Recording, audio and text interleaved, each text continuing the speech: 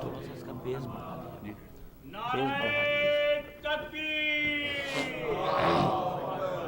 نعرہ رسالت، نعرہ حیدری، آواز بلند سلوات۔ سورۃ الفاتحہ۔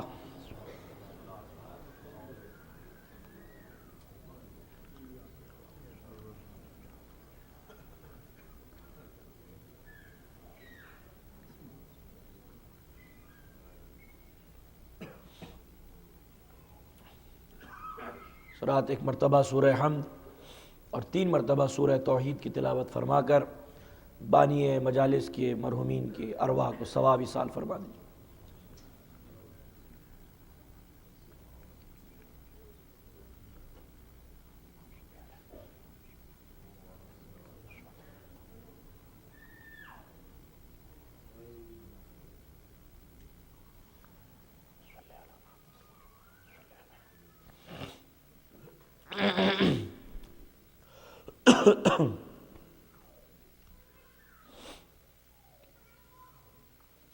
اعوذ باللہ من الشیطان اللعین الرجیم، بسم اللہ الرحمن الرحیم، الحمد للہ رب العالمین والصلاة والسلام علی اشرف الانبیاء والمرسلین سید الاولین والآخرین شفیع المذنبین ابی القاسم المحمد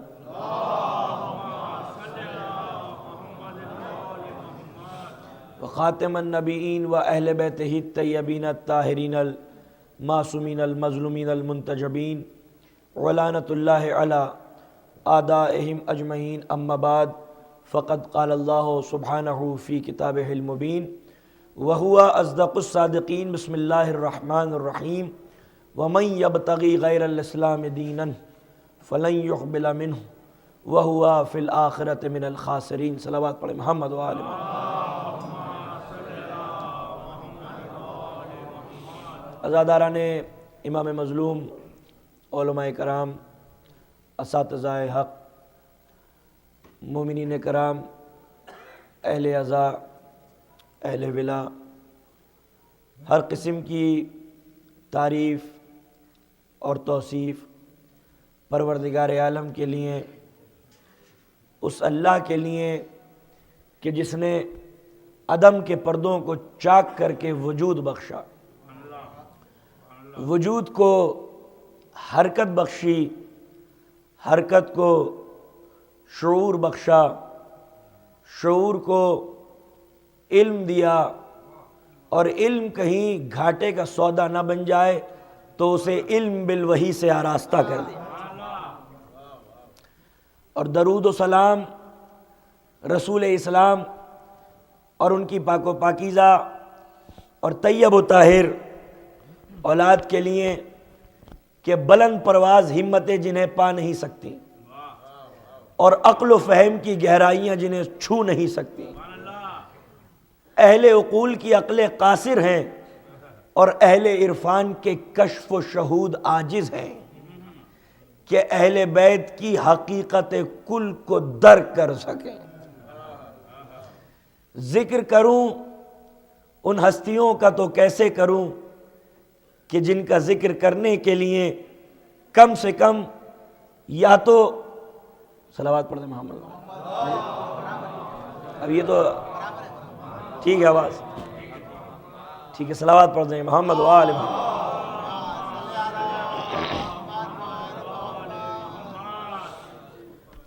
ذکر ہو ان ہستیوں کا تو کیسے ہو کہ جن کا ذکر کرنے کے لیے صلوات پڑھ دیں محمد و آل محمد۔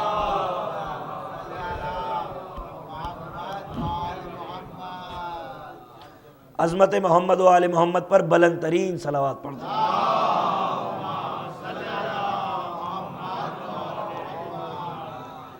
علامہ مودودی ایک بار ایک مدرسے میں گئے، وہاں کہا بچوں اسلام نے اس بات کی ترغیب دلائی ہے کہ فاسألوا اہل الذکر ان کنتم لا تعلمون، کہ پوچھ لو اگر تم نہیں جانتے ہو، اس لیے کیونکہ جب تک تم پوچھو گے نہیں باب علم نہیں کھلے گا، لہذا سوال پوچھنے کی عادت ڈالیے۔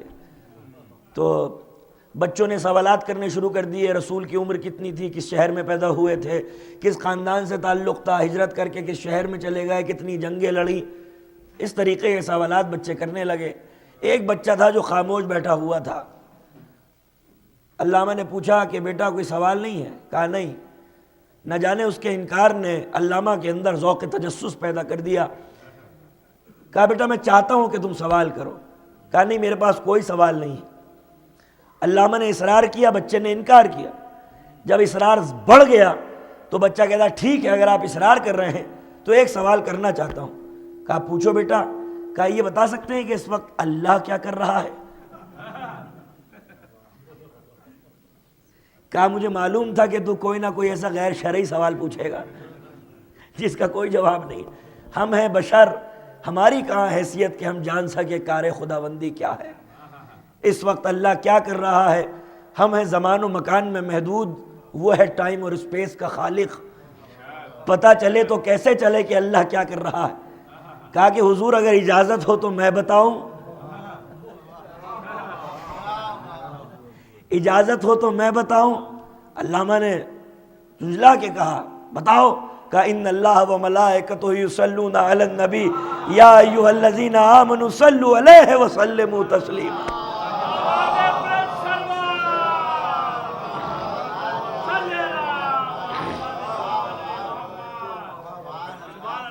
جب سے ہے تب سے بھیج رہا ہے، جب تک رہے گا تب تک بھیجتا رہے گا۔ فرشتے بھی مسلسل بھیج رہے ہیں، اور اے مومنو تم بھی محمد و آل محمد کی مقرب ترین ہستیوں پر درود بھیجتے رہو۔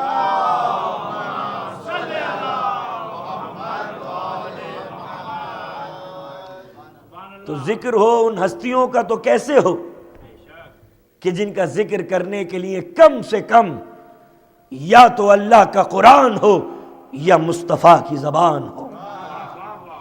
خدا اس ذکر کو جاری اور ساری رکھے، اس لیے کیونکہ جو فائدہ دنیا کو ان کی حیات سے تھا وہ فائدہ دنیا کو اب ان کی ذکر حیات سے ہے۔ اور اس ذکر کا کمال یہ ہے، اس ذکر کا معجزہ یہ ہے، اس ذکر کا اعجاز یہ ہے کہ زبان کٹ جاتی ہے مگر ذکر آل رسول سے باز نہیں آتی۔ دہنے میسم سے ٹپکتا ہوا لہو کا ہر قطرہ ولایت عظمت اہل بیت کا کلمہ پڑھتا ہوا نظر آتا ہے۔ اور ہمیں تو روایتوں سے پتہ ہی یہ چلا کہ منبر کہتے ہی اسے ہیں جس پر سے آل رسول کی فضیلتیں بیان کی جائیں، جس پر سے آل رسول کے اغراض و مقاصد بیان کیے جائیں، جس پر سے آل رسول کی تعلیمات نشر کی جائیں۔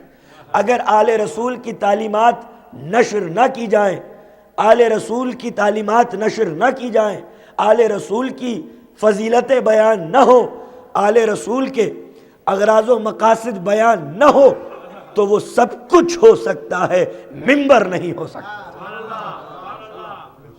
اس لیے کیونکہ جب یزید نے سید سجاد سے کہا کہ تقریر کریں گے تو مولا نے ایک جملہ کہا تھا، تاریخی جملہ، عبرتناک جملہ۔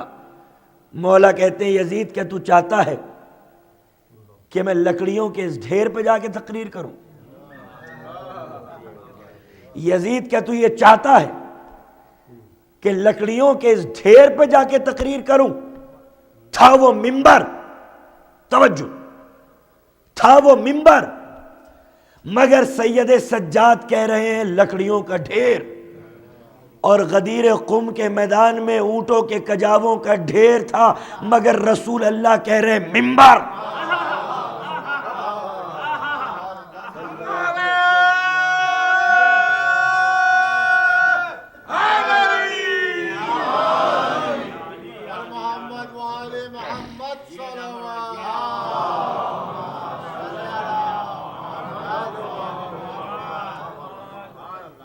مولا نے پوچھا، مولا نے کہا کیا تو چاہتا ہے کہ لکڑیوں کے اس ڈھیر پہ جا کے تقریر کروں؟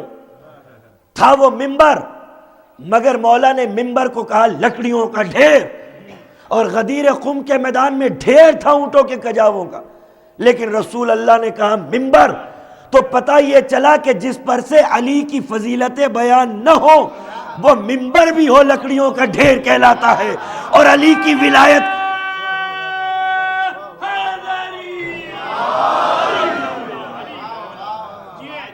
اور اگر علی کی ولایت کا اعلان ہو تو اونٹوں کے کجاووں کا ڈھیر بھی ہو تو ممبر کہلاتا ہے۔ یقیناً اللہ اللہ کرنا ہمارا ایمان ہے، ہمارا ایقان ہے، ہمارا اعتقاد ہے، لیکن کیا کریں کہ ذات پروردگار وہ ہے جو خود میرے مولا کی فضیلتیں بیان کرتی ہے۔ خدا کی قسم اگر غلط بیانی سے کام لوں تو زبان کاٹ دیں۔ مسلمانوں کی کتابوں میں یہ لکھا ہوا ہے کہ جب میرا رسول ممبر کی بلندیوں پر سے اپنے بھائی علی کی فضیلتیں بیان کرتا تھا تو ایک گروہ تھا منافقین کا جو کہتا تھا کہ معاذ اللہ ثم معاذ اللہ، اپنے بھائی کی محبت میں دیوانے ہو گئے، ہر وقت اپنے بھائی کی تعریف کرتے رہتے، ہر وقت علی کی تعریف کرتے رہتے، ہر وقت علی علی کرتے رہتے، ہر وقت علی کی فضیلتیں بیان کرتے رہتے۔ پروردگار عالم نے آیت نازل کر دی، وما ينطق عن الهوى ان ہوا الا وحی یوحی، یہ نبی نطق نہیں کرتا جب تک میری رضا اور میری رغبت حاصل نہ کر لے، یہ بولتا نہیں، یہ لبوں کو نہیں ہلاتا، یہ جو بھی بولتا ہے یہ اللہ کی وحی ہوتی ہے جو اس کی زبان سے جاری ہوتی ہے۔ تو پھر فیصلہ ہونا چاہیے کہ یہ رسول اللہ نے ممبر کی بلندیوں سے اپنے بھائی علی کی فضیلتیں بیان نہیں کی، بلکہ یہ اللہ تھا۔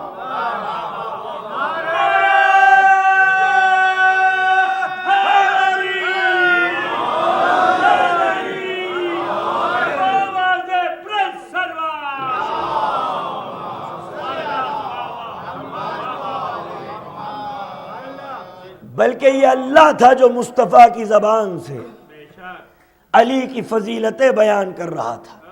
یقیناً مصطفیٰ کرنا ہمارا ایمان، ہمارا ایقان، ہمارا اعتقاد، ہمارا کنوکشن، ہمارا ڈٹرمنیشن، ہمارا فیتھ، مصطفیٰ کرنا۔ لیکن کیا کریں کہ ذات مصطفیٰ وہ ہے جو خود ناد علی پڑھتی ہوئی نظر آتی ہے۔ جب میرا نبی معراج کی شروعات کرتا ہے تو جس گھر سے کرتا ہے وہ گھر علی کا ہوتا ہے۔ جب آسمانوں پر جاتا ہے تو فرشتے جس شکل میں اپنا دیدار کرواتے ہیں وہ چہرہ علی کا ہوتا ہے، اور جب پردے کے پیچھے سے آواز آتی ہے تو لہجہ علی کا ہوتا ہے۔ اب آپ لوگوں کے لیے تحفہ دینے جا رہا ہوں کہ لہجہ علی کا کمال یہ ہے کہ مصطفیٰ بھی سن لے تو معراج ہو جایا کرتی ہے۔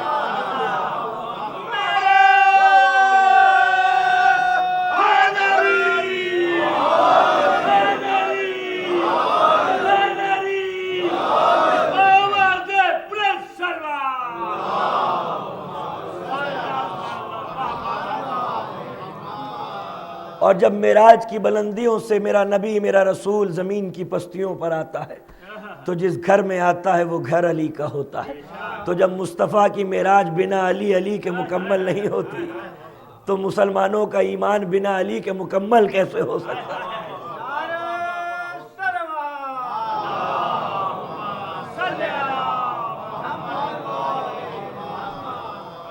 دیکھیے اصول یہ ہے دنیا کا کہ جب بات امپورٹنٹ ہوتی چلی جاتی ہے تو خلوتیں بڑھتی چلی جاتی ہیں، جلوتیں کم ہوتی چلی جاتی ہیں۔ بات جتنی زیادہ اہم ہوگی خلوتیں اتنی زیادہ بڑھ جائیں گی، جلوتیں اتنی زیادہ کم ہو جائیں گی۔ اگر بات امپورٹنٹ نہیں ہے تو میں سب کی موجودگی میں بات کر لوں گا، سب کے سامنے علل اعلان گفتگو ہو جائے گی، کیونکہ بات امپورٹنٹ نہیں ہے، کوئی راز نہیں ہے، کوئی سیکریٹ نہیں ہے۔ لیکن بات جتنی زیادہ سیکریٹو ہوتی چلی جاتی ہے تنہائیاں اتنی زیادہ بڑھتی چلی جاتی ہیں۔ یہ اصول ہے نا کہ بات جتنی زیادہ سیکریٹو ہوگی، بات جتنی زیادہ صیغہ راز میں ہوگی، تنہائیاں اتنی زیادہ بڑھتی چلی جائیں گی، بھیڑ اور مجمع اتنا زیادہ کم ہوتا چلا جائے گا۔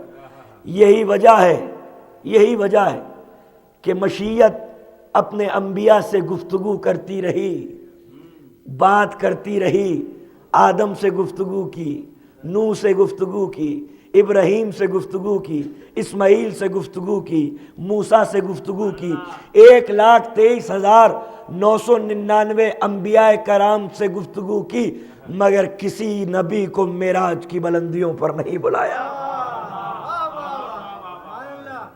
ختم نبوت کا فلسفہ بھی اسی میں پوشیدہ ہے۔ ہر نبی سے میرا اللہ گفتگو کرتا رہا، لیکن کسی نبی کو اپنی خاص خلوت گاہ میں نہیں بلایا، بلکہ کبھی طور کی بلندیاں کافی تھیں، کبھی مکے کی سرزمین کافی تھی، کبھی مصر کی سرزمین کافی تھی، کبھی یہ دنیا کافی تھی، لیکن جب بات سب سے زیادہ اہم ترین ہو گئی، بذات سب سے زیادہ موسٹ امپورٹنٹ ہو گئی، جب راز سب سے زیادہ اہم ترین ہو گیا، تو پھر میرے نبی سے پروردگار عالم نے کہا، اے میرے حبیب، طور کی بلندیاں کافی نہیں ہے، فرعون کی بلندیاں کافی نہیں ہے، بلکہ اس خاص راز کو لینے کے لیے تجھے میری خاص خلوت گاہ میں آنا پڑے گا۔ یہی وجہ ہے کہ جلی نے ولی کو معراج کی بلندیوں پر بلایا۔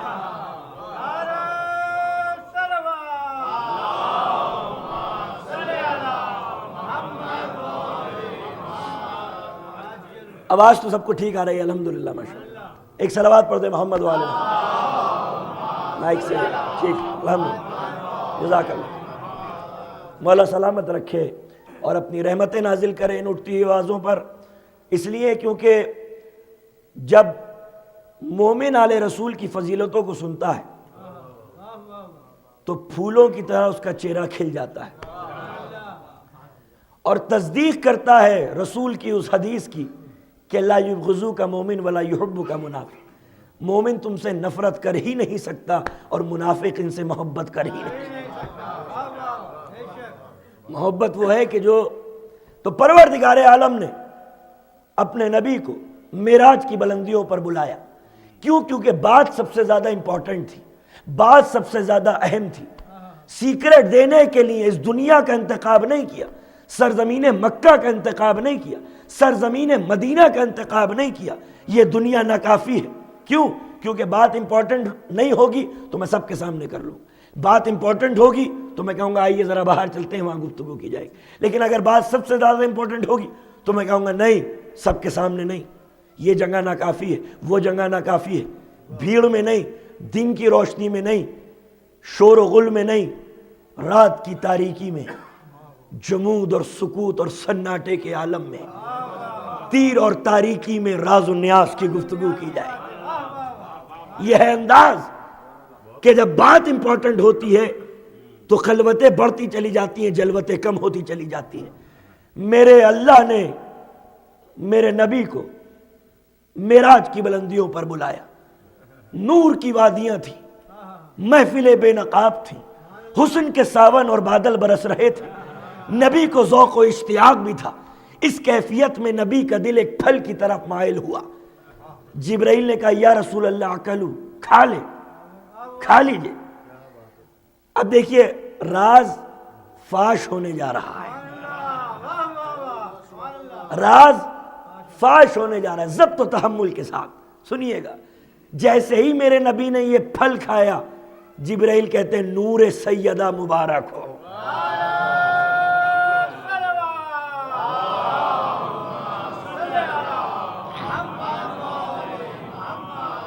یہ تقدس تھا نور سیدہ کا کہ نور مرتضیٰ اور نور مصطفیٰ صلب آدم سے لے کر پیشانی عبداللہ اور ابو طالب تک منتقل ہوتا رہا، لیکن یہ نور سیدہ کا تقدس تھا جو کسی صلب میں منتقل نہیں ہوا، بلکہ اس کو دینے کے لیے جلی نے ولی کو معراج کی بلندیوں پر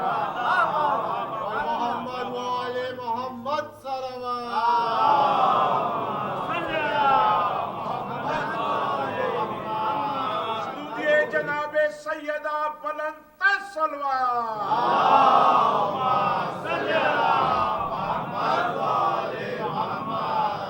یہ شروع کا پارٹ مس ہو گیا آپ سے، انشاءاللہ انٹرنیٹ پہ سن لیجئے گا۔ صلوات پڑھ دیں محمد۔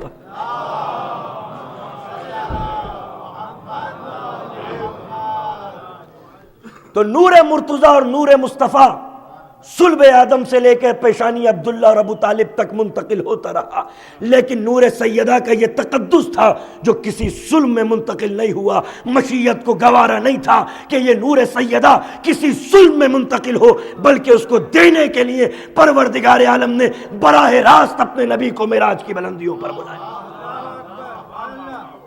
کہ نور سیدہ کسی صلب میں منتقل نہیں ہوگا۔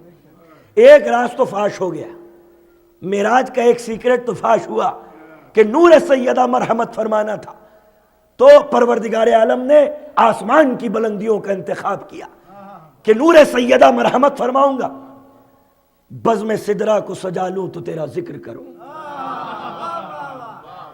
حد فردوس میں آلوں تو تیرا ذکر کروں۔ اے پاک سیدہ، یہ دنیا اس لائق نہیں ہے کہ تیرا ذکر یہاں کیا جائے، پہلے مجھے سدرۃ المنتہا کی بزم تو سجا لے دو، اس کے بعد ماحول سازگار ہوگا کہ پاک طاہرہ حوریہ قدسیہ ہم تیرا ذکر کر سکے۔ اس گندی دنیا میں نہیں، جنت کی سرحدوں میں ہمیں داخل ہو لینے دو۔ بزم سدرہ کو سجا لوں تو تیرا ذکر کروں، حد فردوس میں آلوں تو تیرا ذکر کروں، سر پہ قرآن اٹھا لوں تو تیرا ذکر کروں، آب کوثر سے نہا لوں تو تیرا ذکر کروں۔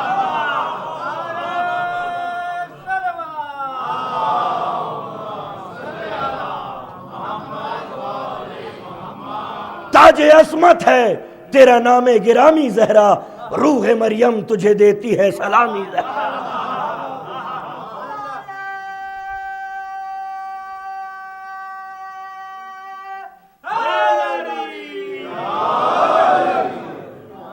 علامہ اقبال کا وہ شعر مجھے یاد آ رہا ہے کہ رشتہ آئین حق زنجیر پاست، پاس فرمانے جناب مصطفیٰ است، ورنہ گرد تربتش گردی دمی، سجدہا بر خاک او پاشید می۔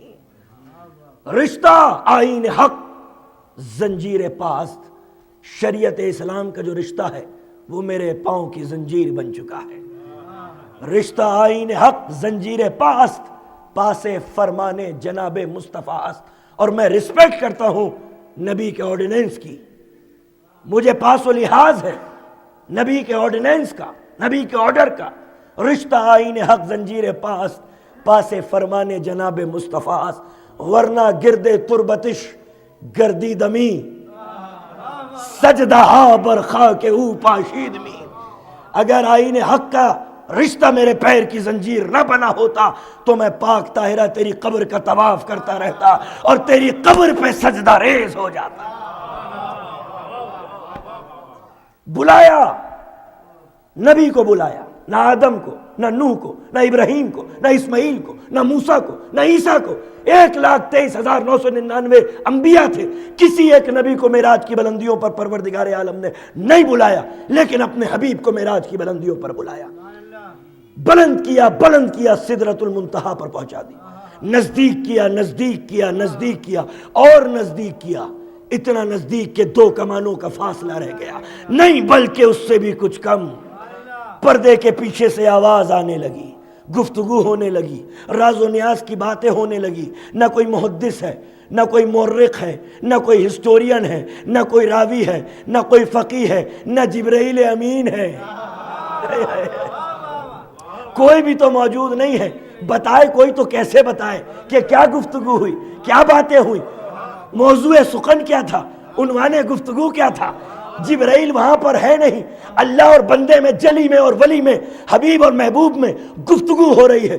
نہ کوئی کان ہے، نہ کوئی قلم ہے، نہ کوئی مورخ ہے، نہ دوات ہے، نہ کرتاس ہے، نہ کاغذات ہیں، کوئی موجود نہیں۔ بتائے تو کوئی کیسے بتائے کہ معراج کی بلندیوں پر اب تو معبود کے درمیان کیا گفتگو ہوئی؟ اس سے یہ بھی پتہ چلتا ہے عزیزان ملت کہ میرا نبی وہی پہنچانے میں جبرائیل کا محتاج نہیں ہے۔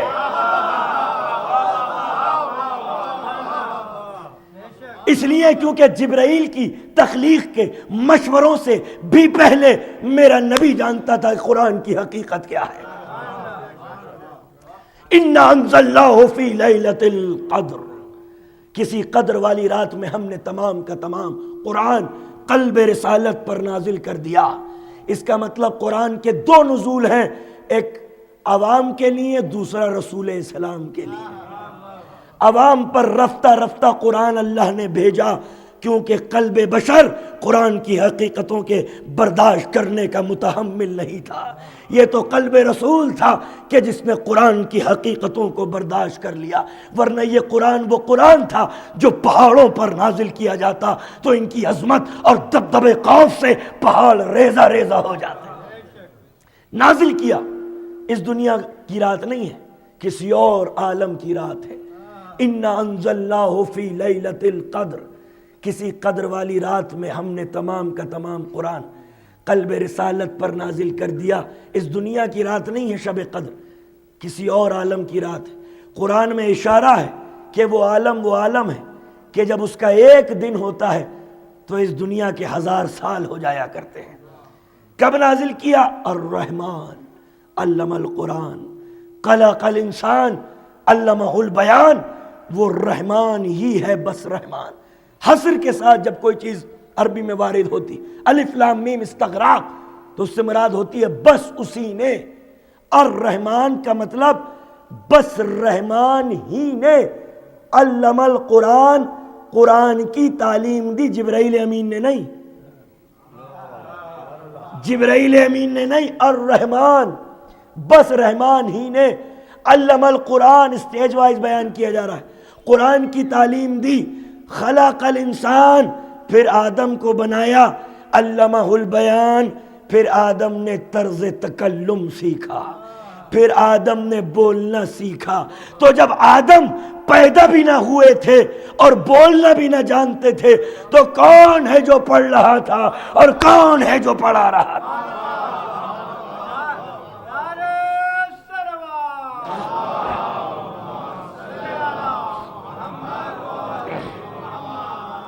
اچھا ایک ہی اسٹوڈنٹ تھا یا اور بھی تھے؟ اگر ایک ہی ہوتا تو 13 رجب کو پیپر آؤٹ نہ ہوتے کہ جب مولا کائنات رحل نبوت پر آئے ہیں تو قرآن مجید کی تلاوت کر کے سنائی، یہ بتانے کے لیے کہ اسلام لانے والے اور ہوتے ہیں، اسلام کو لے کر آنے والے اور ہوتے ہیں۔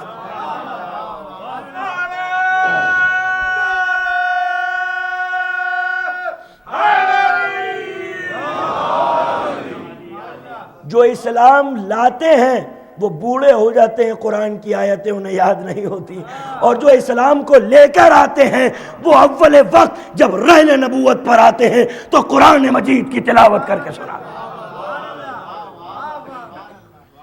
تو راز و نیاز کی گفتگو ہونے لگی، سیکریٹس دیے جانے لگے، عبد و معبود کے درمیان گفتگو ہونے لگی۔ نہ کوئی سننے والا، نہ کوئی لکھنے والا، نہ کوئی جاننے والا، نہ کوئی صفوں پر منتقل کرنے والا۔ موضوع سخن کیا تھا، موضوع گفتگو کیا تھا، کوئی نہیں جانتا۔ عبد و معبود کے درمیان براہ راست گفتگو ہو رہی تھی۔ نبی ان رازوں کو لے کر عرش کی بلندیوں سے زمین کی پستیوں پر آیا۔ صحابہ کرام کی بھیڑ لگ گئی۔ صحابہ کرام نے کہا یا رسول اللہ، کتنی مقدر کی بات ہے کہ آپ کو معراج کی بلندیوں پر بلایا، لیکن ایک سوال تو بنتا ہے، اور وہ سوال یہ ہے کہ یہ بتائیے کہ جب پردے کے پیچھے سے آواز آ رہی تھی تو موضوع سخن کیا تھا، گفتگو کا ٹاپک کیا تھا، کنورسیشن کا ٹاپک کیا تھا، کیا بتایا؟ رسول اسلام مسکرا کے کہتے ہیں فَأَوْحَىٰ إِلَىٰ عَبْدِهِ مَا أَوْحَىٰ، اس اندھیری رات میں اللہ نے جو چاہا اپنے عبد کے اوپر وحی نازل کر دی۔ کیا مطلب؟ صحابہ کرام پوچھ رہے ہیں what was the topic؟ نبی کہہ رہے ہیں فَأَوْحَىٰ إِلَىٰ عَبْدِهِ مَا أَوْحَىٰ، جو چاہا وہ وہی نازل کی۔ توجہ، جو چاہا وہ وہی نازل کی۔ اس کا مطلب رسول بتانا نہیں چاہتے کہ بات چیت جو ہوئی ہے اس کا ٹاپک کیا ہے۔ آپ گھروں میں جائیں، جو لوگ مجلس میں نہیں آئے ہیں وہ پوچھیں مجلس کا ٹاپک کیا تھا، کیا پڑھا مولانا نے؟ کہا جو دل چاہا وہ پڑھا، جو دل چاہا۔ یہ بالکل ایسے ہی بات ہے۔ صحابہ کرام پوچھ رہے ہیں کیا گفتگو ہوئی، اور نبی کہہ رہے ہیں فَأَوْحَىٰ إِلَىٰ عَبْدِهِ ما اوہا. اچھا ماشاءاللہ یہ بھی ضدی تھے, پوچھ کر تھک گئے کہ نہیں صاحب بتائیے, اور جب بھی پوچھتے تھے نبی اسی آیت کی تلاوت کرتے تھے. فَأَوْحَىٰ إِلَىٰ عَبْدِهِ مَا أَوْحَىٰ. علماء کرام تشریف فرما ہے, سورہ نجم کی آیت ہے, تفسیر آپ اس کی دیکھ سکتے ہیں. فَأَوْحَىٰ إِلَىٰ عَبْدِهِ مَا أَوْحَىٰ, جو چاہا اللہ نے اس اندھیری رات میں. اب دیکھیے میں پڑھ رہا ہوں, میں بھی محظوظ ہو رہا ہوں اور آپ بھی انشاءاللہ محظوظ ہوں گے. فَأَوْحَىٰ إِلَىٰ عَبْدِهِ مَا أَوْحَىٰ, جو چاہا اللہ نے اپنے عبد کے اوپر وہی نازل کی. صحابہ کرام بار بار پوچھتے تھے صاحب بتائیے, نبی کہتے تھے فَأَوْحَىٰ إِلَىٰ عَبْدِهِ مَا أَوْحَىٰ, صاحب بتائیے فَأَوْحَىٰ إِلَىٰ عَبْدِهِ مَا أَوْحَىٰ. جب بھی پوچھتے تھے فَأَوْحَىٰ إِلَىٰ عَبْدِهِ مَا أَوْحَىٰ, جو چاہا پروردگار نے اپنے عبد کے اوپر وہی نازل کی. لیکن غدیر خم کے میدان میں جب رسول اللہ نے اونٹوں کے کجاووں کا منبر بنایا اور اپنی زندگی کا سب سے طویل ترین خطبہ دیا تو اپنے 1.25 لاکھ صحابیوں کو اکٹھا کر کے کہا, اے میرے پیارے پیارے صحابیوں, تم مجھ سے پوچھتے تھے نا کہ اس آیت کی تفسیر کیا ہے, تو پھر سنو, آج اس آیت کی تفسیر نازل ہوئی ہے. من کنت مولا ہو فہذا علی مولا.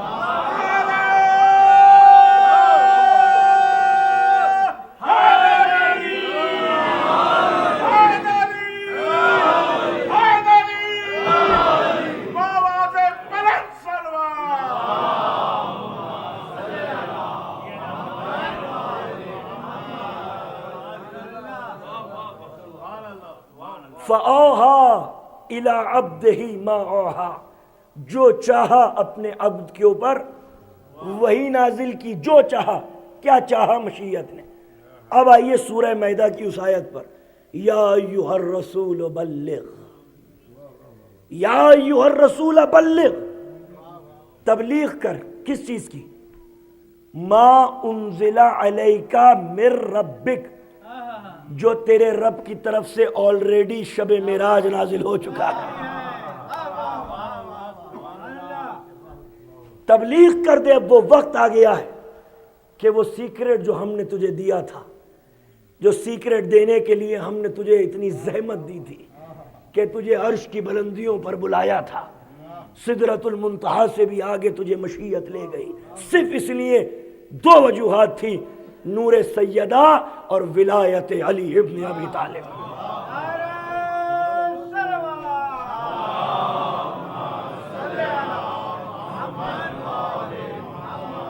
یا ایھا الرسول بلغ ما انزل علیک من ربک فإن لم تفعل فما بلغت رسالتہ واللہ یعصمک من الناس. اور اگر تو نے یہ کام نہ کیا تو کوئی کار رسالت ہی انجام نہ دیا.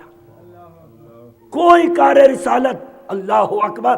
توحید پہنچا دی, نماز پہنچا دی, روزہ پہنچا دیا, حج پہنچا دیا, زکوٰۃ پہنچا دی, جہاد پہنچا دیا, امر بالمعروف پہنچا دیا, نہی عن المنکر پہنچا دیا, توحید پہنچا دی, رسالت پہنچا دی, قیامت پہنچا دی, سب کچھ پہنچا دیا. اگر یہ نہیں پہنچایا تو کچھ نہیں پہنچایا. یہ نہیں پہنچایا تو کچھ نہیں پہنچایا. اس کا مطلب اگر یہ ہے تو سب کچھ ہے, اور اگر یہ نہیں تو نہ نماز ہے, نہ روزہ ہے, نہ حج ہے, نہ زکوٰۃ ہے, نہ خمس, نہ جہاد ہے, نہ توحید ہے, نہ رسالت ہے, بس قیامت ہی قیامت ہے. اس کا مطلب یہ گھر والے ہوتے تو مشیت اپنے حبیب کو عرش کی بلندیوں پر نہ بلاتی. اگر یہ صرف بیٹی ہوتی تو مشیت اس کا نور مرحمت فرمانے کے لیے عرش کی بلندیوں پر نہ بلاتی.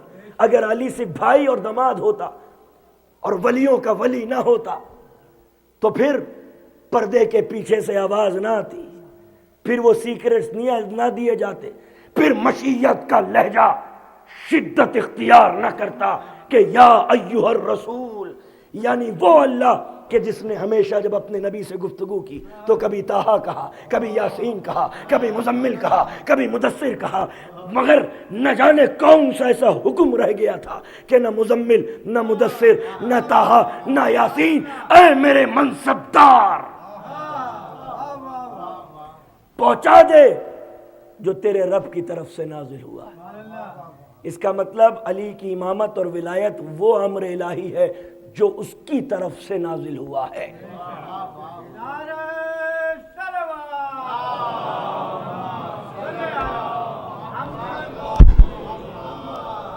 مائک جب ولایت کا اعلان ہو رہا ہے تو مائک کی کیا ضرورت ہے؟ تو اونٹوں کے کجاووں کا ممبر مل جائے.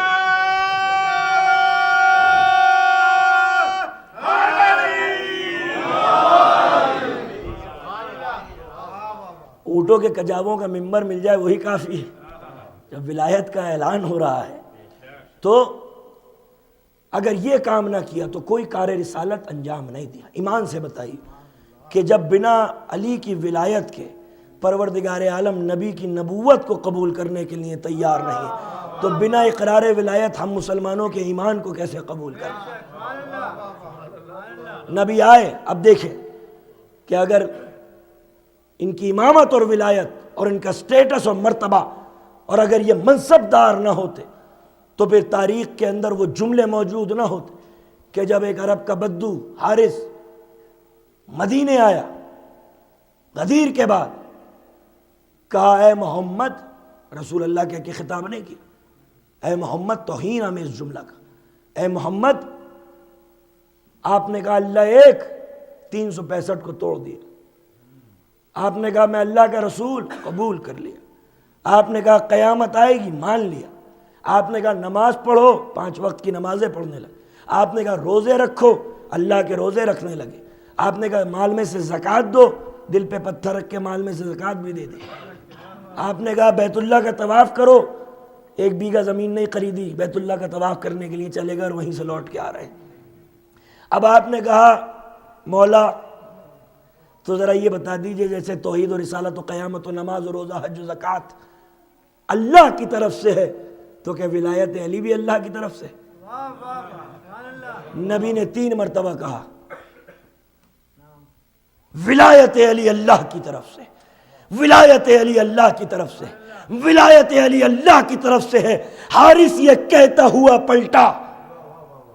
کیوں؟ کیونکہ ایگزامپل موجود تھا ابو جہل کا.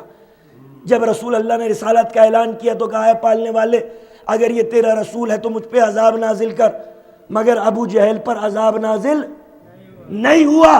ایگزامپل تھا. اس نے سوچا کہ تصور ولایت کو مشکوک بنانے کے لیے میں بھی یہ جملے ادا کروں. کہا پروردگار اگر علی کی ولایت تیری طرف سے ہے تو مجھ پہ عذاب نازل کر. ابھی حارث کے لبوں میں جنبش باقی تھی کہ آسمان سے ایک پتھر نازل ہوا، سر کو توڑتا ہوا جسم کو 2 حصوں میں تقسیم کر گیا. مشیت نے اعلان کر دیا کہ پروردگار منکر رسالت کو تو معاف کر سکتا ہے، منکر ولایت کو معاف.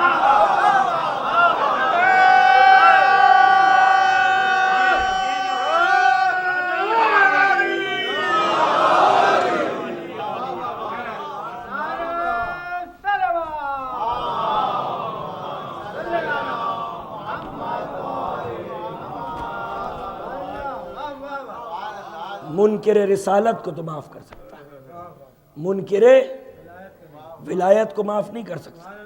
تو یہ ہے صاحب ولایت، ولی بن گئے یا علی کہنے والے. یہ ایسے ولی ہیں کہ یہ ولی گر ہیں، یہ قلندر گر ہیں، یہ عارف گر ہیں. یہ اگر نظر کرم کر دیں تو بے زر ہوتا ہے ابو ذر بن جاتا ہے، سیاہ ہوتا ہے فضہ بن جاتا ہے، بے خاندان والا ہوتا ہے سلمان و منا اہل بیت بن جاتا ہے. یہ ان کے نظر کرم کی تاثیر، یہ ہے ان کے نظر کرم کی تاثیر کہ ہم ذہن رسول، ہم کردار، ہم فکر، ہم افکار، ہم سوچ، جن کی آئی کیو سطح شعور. بہار انوار میں ایک واقعہ ہے، علی جنات سے جنگ لڑنے کے لیے کنویں میں گئے، بہت دیر ہو گئی، علی نہیں پلٹے. صحابہ کرام گھبرانے لگے، کیا ماجرا ہے، کیا معاملہ ہے؟ علی ابھی تک آئے نہیں. کنویں میں منہ ڈالا، یا علی آپ کہاں ہیں، یا علی آپ کہاں ہیں، یا علی آپ کہاں ہیں؟ کوئی آواز نہیں. جبرائیل امین نازل ہوئے. پروردگار عالم اپنے عزت و جلال کی قسم کھا کے کہتا ہے کہ جنگ میں ڈوبا ہوا میرے نام کا مجاہد، جنگ میں ڈوبا ہوا میرے نام کا مجاہد جب تک کسی کی آواز نہیں سنے گا، جب تک اس کو کوئی اس کا ہم جنس نہ پکارے۔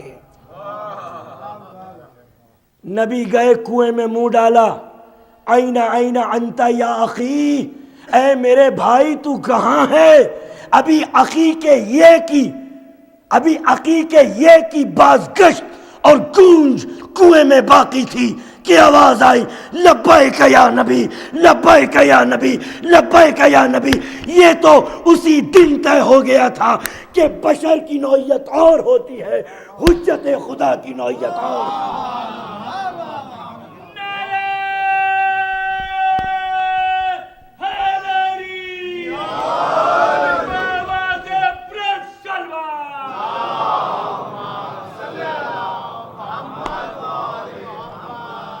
بشر کی نوعیت اور، حجت خدا کی نوعیت اور۔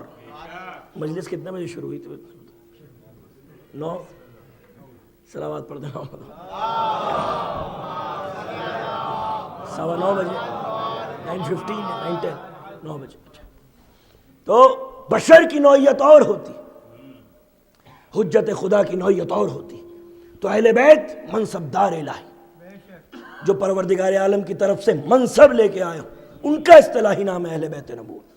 اہل بیت گھر والوں کو بھی کہتے ہیں، لیکن یہ جو اہل بیت ہے یہ الہی منصبدار ہے، الہی منصبدار ہے۔ مفروضہ یہ پیش کیا گیا کہ صاحب نہیں رسول کے بعد جو ہیں وہ منصب منتقل ہوگا صحابہ کرام کی طرف، یہی ہے نا، تھیوری یہی ہے۔ اہل بیت کو ہٹاؤ، صحابہ کو لاؤ، عصمت کو ہٹاؤ، عدالت صحابہ کو لاؤ۔ یعنی اہل بیت کی جگہ صحابیت کا تصور اور عصمت کی جگہ عدالت صحابہ کا تصور، کہ صاحب جو بھی کرتے ہیں وہ ٹھیک ہوتا ہے، اگر غلطی بھی ہو جاتی ہے تو ماشاءاللہ اجتہادی غلطی ہوتی ہے، اس میں قصوروار نہیں۔ تو ایک یہ پوری تھیوری پیش کی گئی۔ یقیناً ہم کوئی خدا نخواستہ صحابیوں کے دشمن نہیں ہیں، ہرگز اپنے ذہن میں یہ بات نہ لائیے گا کہ ہم صحابیت کے دشمن ہیں یا صحابیوں سے ہم عداوت رکھتے ہیں، بغض رکھتے ہیں، نہیں۔ ہماری جانیں قربان ہو جائیں رسول اللہ کے ان اصحاب کے اوپر کہ یہ جو مضبوط صفحے تھی کہ جس کی بنا پر آج اسلام ہے، اگر یہ مضبوط صفحے نہ ہوتی تو اسلام نہ ہوتا۔ ان کی جوتیاں ہمارے سر پر، ان کی خاک ہماری آنکھوں پر، ہم اس پر لعنت بھیجتے ہیں جو صحابی کو برا کہے، ہم اس پر لعنت بھیجتے ہیں جو صحابی کو برا کہتا ہے، ہم اس پر بھی لعنت بھیجتے ہیں جو برے کو صحابی کہتا ہے۔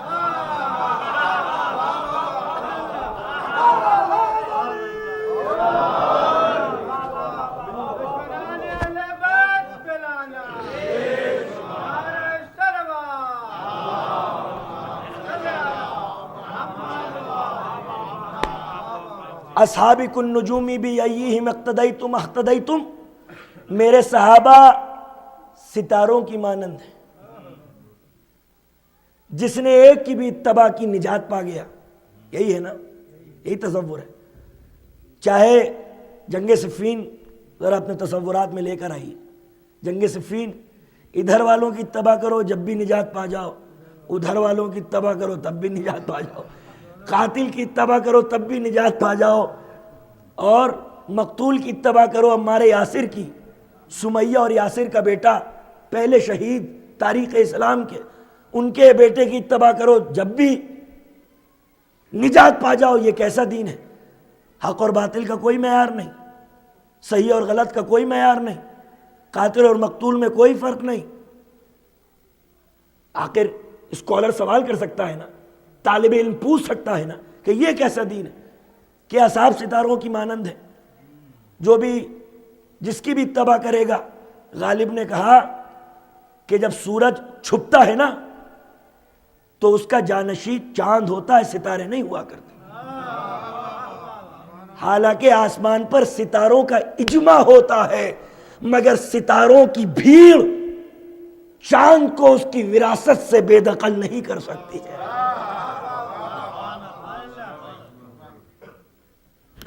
اس کی وراثت، صلوات پڑھتے محمد۔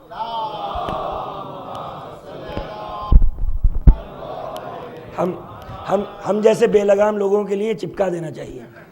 صلوات پڑھتے محمد والا۔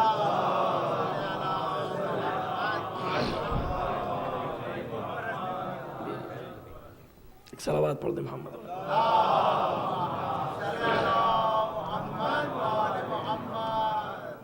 تو بہرحال کیا تھا کہ علی امیر المومنین الہی منصب دا، جناب سیدہ سیدۃ النساء للعالمین الہی منصب دا، یہ جوانان جنت کے سردار آئمہ۔ اب جو فتح مکہ کے بعد والے بیک ڈور سے مسلمان ہوئے تھے، ان کو بھی تو کوئی سرٹیفکیٹ چاہیے تھا، تو انہوں نے کہا ہم صحابی مومنوں کے ماموں، کہ ہمیں بھی تو کوئی منصب ملے، اہل بیت کو تو ملا ہوا ہے۔ تو صاحب جو بھی ہے وہ صحابی ہے، جو بھی پہلو میں بیٹھ جائے وہ صحابی۔ بیٹھنا اگر خوبی کی بات ہوتی تو شیطان بھی بیٹھا رہا تھا برسوں، مگر جو اللہ کا صحابی ہو کے ولی کی توہین کر کے جنت سے کافر بنا کے نکال دیا گیا ہو، اگر رسول کا صحابی بھی ہوگا، کیونکہ رسول کی حدیث کیا ہے کہ انی تاریکم فیکم الثقلین، کتاب اللہ و اطرتی اہل بیتی ما ان تمسکتم بہما لن تضلوا بعدی ابدا۔ مشہور و معروف، کوئی اس میں شک و شبہ کی گنجائش نہیں کہ تمہارے درمیان دو چیزیں چھوڑ رہا ہوں، تمہارے درمیان، فیکم، تم میں۔ کس سے کہا تھا؟ میری لینڈ والوں سے کہا تھا، نیو جرسی والوں سے کہا تھا، امریکہ والوں سے، عربوں سے نہیں، اس دور کے صحابہ کرام سے کہا تھا۔ فیکم، تم میں، اے صحابیوں تم میں چھوڑ رہا ہوں، کتاب اور اہل بیت تم میں چھوڑ رہا ہوں۔ تو صحابی جب تک صحابی ہے، جب تک دامن اہل بیت سے متمسک ہے، جس دن حسبنا کتاب اللہ کہہ کے اگر یہ دامن چھوڑ دیا تو شرف صحابیت ضائع ہو جائے گا۔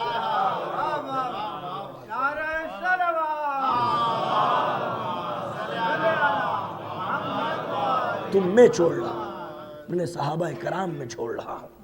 تو لہٰذا، اور دوسرا سوال یہ ہے کہ صاحب جو صف اول کے صحابہ تھے وہ اقتدار میں کہیں نظر نہیں آتے۔ سلمان کا کوئی عطا پتہ نہیں، ابو ذر کا کوئی عطا پتہ نہیں، مقداد کا کوئی عطا پتہ نہیں، عمار کا کوئی عطا پتہ نہیں، بلال کا کوئی عطا پتہ نہیں۔ تو بھئی ان صحابیوں کو تو پوچھو کہ جو صف اول کے صحابہ کرام تھے، تاریخ کے صفوں میں وہ کہیں گم ہو گئے، اور جو اقتدار والے تھے ملائی دار، دنیا صرف انہیں یاد کرتی ہے۔ سلمان جو ایمان کے 10ویں درجے پر فائز، جو باب اللہ کہلائے، اسے کوئی یاد کرنے والا نہیں ہے۔ ابو ذر غفاری، سلمان کے بعد جو رسول اللہ کا صحابی، وہ تاریخ کے صفوں میں کہیں گم ہو گیا، ابو ذر غفاری۔ آپ دیکھیے اگر کوئی صحابی تھا تو وہ اہل بیت کو کیا صحابی سمجھتا تھا یا اپنا آقا اور مولا سمجھتا تھا؟ کیا سب صحابی تھے؟ آل رسول بھی صحابی تھے، علی بھی صحابی تھے، اور اگر علی صحابی ہوتے تو پھر ابو ذر جیسے اور سلمان جیسے علی کے اطاعت گزار نہ ہوتے۔ ابو ذر غفاری جیسا صحابی جس کو کوئی صحابی کہنے والا نہیں۔ کتنی حدیث ابو ذر سے، کتنی حدیث سلمان سے لی گئی، کتنا دین ان صحابیوں سے لیا۔ ٹھیک ہے صحابیوں سے لو دین، مگر ان سے بھی تو لو۔ وہ ابو ذر غفاری کہ جس کے لیے رسول اللہ نے فرمایا تھا کہ زمین نے بوجھ نہیں اٹھایا اور آسمان نے سایہ نہیں کیا جو ابو ذر سے زیادہ سچا ہو۔ اگر تقوی عیسیٰ ابن مریم دیکھنا ہو، جیزس کرائسٹ کا اگر تقوی دیکھنا ہو تو چہرہ ابو ذر کی طرف نگاہ کرو، وہ ابو ذر غفاری جو 4 برس قبل اعلان رسالت سر بسجود پڑا تھا، اور اس کے بھائی نے پوچھا تھا ابو ذر یہ کیا کر رہے ہو؟ تو ابو ذر نے کہا تھا کہ رسول آئے گا جو نماز کا حکم دے گا، میرا دل کہتا ہے وہ سجدہ ایسا ہوگا۔ رسول کا تذکرہ سنا کہ ایک رسول آیا ہے مکے کے اندر جس نے اپنی رسالت کا اعلان کیا۔ ابو ذر دوڑا رسول سے ملنے کے لیے، اتنی تیزی سے تو موسیٰ بھی طور پہ جلوہ الہی دیکھنے کے لیے نہیں گئے تھے جتنی تیزی سے ابو ذر مکے کی طرف غفار کے علاقے سے روانہ ہوئے۔ مکہ پہنچے، کفار قریش برا بھلا کہہ رہے تھے رسول اللہ کو، یہ لڑ گیا ان سے، بھڑ گیا، تم اسے برا کہتے ہو جو صادق ہے، تم اسے برا کہتے ہو جو امین ہے، تم اسے برا کہتے ہو جو سید و سردار ہے۔ لہو لہان کر دیا ابو ذر غفاری کو کفار قریش کے نوجوانوں نے، لیکن ابو ذر باز نہیں آتا تھا۔ اگلے دن جس طریقے سے سورج نمودار ہوتا ہے اور اس کی کرنیں اتنی ہی تازی اور سہانی ہوا کرتی ہیں، ابو ذر روز پٹتا تھا لیکن اگلے دن سورج کی کرنیں اتنی ہی تازی اور سہانی ہوا کرتی تھی۔ ایک دن تو اتنا لہو لہان کیا کہ اگر ابھی رسول سے ملاقات نہیں ہوئی، اتنا لہو لہان کیا کہ اگر حمزہ نہ آتے اور اقتصادی مصلحت نہ سمجھاتے، تم جانتے ہو یہ کون ہے؟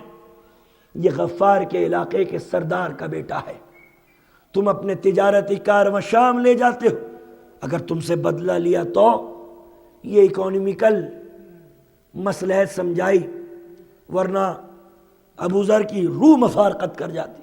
اور ایک دن تو اتنا لہو لہان کر دیا ابو ذر کو، اتنا لہو لہان کر دیا کہ جسم کا سارا خون نکل گیا ابو ذر کا۔ کسی نے ٹھنڈے پانی کے چھینٹے دی، ابو ذر نے آنکھیں کھولی جیسے چاند زمین پر اتر آیا ہو۔ ابو ذر تنہا کھجوریں مت کھاؤ، یہ پانی ہے، پانی پی۔ ابو ذر نے پانی پیا، کھجوریں کھائیں، ٹکٹکی باندھے ہوئے اس کے چہرے کی نظافت اور پاکیزگی کو دیکھ رہے تھے۔ کون ہیں آپ؟ کہا اس سے تمہیں کیا مطلب، ہم کون ہیں؟ تم نے کھجوریں کھائیں، تم نے پانی پیا، ہمارا کام ختم ہو گیا۔ کہا نہیں، مطلب ہے۔ کہا کیا؟ کہا اتنی شفقتیں ولی خدا کے علاوہ کوئی اور نہیں کیا کرتا۔ کہا میں عمران ابو طالب کا بیٹا علی ہوں۔ کہا کون علی؟ وہ جو میرے رسول کا بھائی ہے وہ علی، وہ جو میرے رسول کا دفاع کرنے والا ہے وہ علی، وہ جو رسول کے آگے سینہ سپر شیروں کی طرح رہتا ہے وہ علی۔ کہا ہاں۔ کہا علی آپ کو دیکھ لیا تو اب موت بھی گوارا ہے۔ یا علی آپ تو میرے نبی کا پتہ جانتے ہو؟ کہا ہم جانتے ہیں۔ کہا مجھے میرے نبی کے پاس لے چلیے۔ کہا ابو ذر ابھی انتظار کرو، ہم نبی سے اجازت لے لیں، اللہ رے اطاعت محض کا مظاہرہ۔ آج ابو ذر تبلیغ کے لیے نہیں نکلے، بلکہ ان لمحات کا انتظار تھا کہ جب صحابیت شمع نبوت سے ہم کلام ہوگی۔ اگلے دن علی آئے، چہرے پر مسکراہٹ اور تبسم، وہ بھی ولایت کے چہرے کے اوپر، جیسے کائنات مسکرا رہی ہو، جیسے زمین و آسمان مسکرا رہے ہو۔ کہا ابو ذر مبارک ہو، تمہیں اجازت مل گئی ہے۔ اس سے بڑی کوئی اور مبارک بات ہو سکتی ہے کہ جب ولی کہے کہ نبی سے ملاقات کی تمہیں اجازت مل گئی؟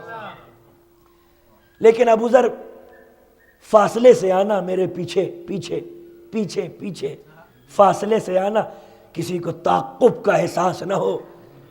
اب ولایت کے ننھے ننھے قدموں کے پیچھے صحابیت ہم رفتار تھی۔ ولی ولی ہونا چاہیے چاہے کسی بھی عمر کا ہو۔ غار ثور کی تاریکیوں میں شمع نبوت صحابیت سے ہم کلام تھے۔ ابو ذر اقرار کرو کہ میں اللہ ایک ہے، ابو ذر اقرار کرو کہ میں اللہ کا رسول ہوں، ابو ذر اقرار کرو کہ علی اللہ کا ولی ہے۔ یہ غدیر قم کے میدان میں ولی نہیں بنا تھا، غدیر خم کے میدان میں علی کی ولایت کا اعلان ہوا تھا۔ جس طریقے سے نبی 40 برس کی عمر میں نبی بنے نہیں تھے، آپ نے اپنی نبوت کا اعلان کیا تھا، اسی طریقے سے غدیر قم کے میدان میں علی ولی بنے نہیں تھے، ولایت کا اعلان ہوا تھا۔ یہ جب بھی نبی تھا، کنت نبیا وآدم بین الماء والطین، میں جب بھی نبی تھا جب آدم پانی اور گل کے درمیان تھے، اور یہ جب بھی ولی تھا جب نہ پانی تھا اور نہ ہی گل تھی۔